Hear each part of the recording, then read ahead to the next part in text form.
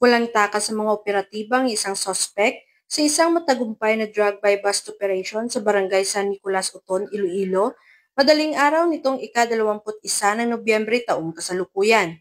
Kinilala ni Police Major Marvin Villanueva, Deputy Chief ng RPDEU 6 ang sospek na si alias Edward, 43 taong gulang, residente ng Barotac Nuevo, Iloilo, na tinukoy bilang budigero o tagabantay ng imbakan ng iligal na droga sa lugar. Lumabas sa record na ang sospek ay dati nang nasangkot sa iligal na droga at nagkaroon ng kaso noong 2016 at 2019, kung saan ito ay sumailalim sa plea bargaining.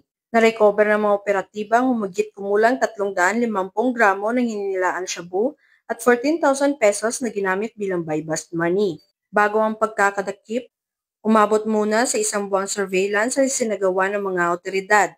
Ayon sa pulisya, gumagamit umano ang suspect ng kaliwaang online na transaksyon sa pagbebenta ng droga at natukoy na rin ng mga investigador ang kanyang downline at pinagkukunan ng supply. Muling haharap si alias Edward sa kasong paglabag sa Republic Act 9165 o ang Comprehensive Dangerous Drugs Act of 2002. Patuloy na pinaigting ng mga kapulisan ang kanilang operasyon upang sugpuin ang pagkalat ng iligal na droga sa rehiyon.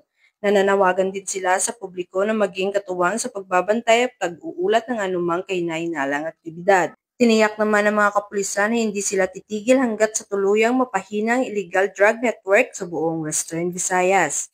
Mula dito sa Police Regional Office 6, ako ang inyong Police News Network Correspondent, Patroluman Ledelin Bansagon, alagad ng batas, taga-taguyod ng Balitang Pulis.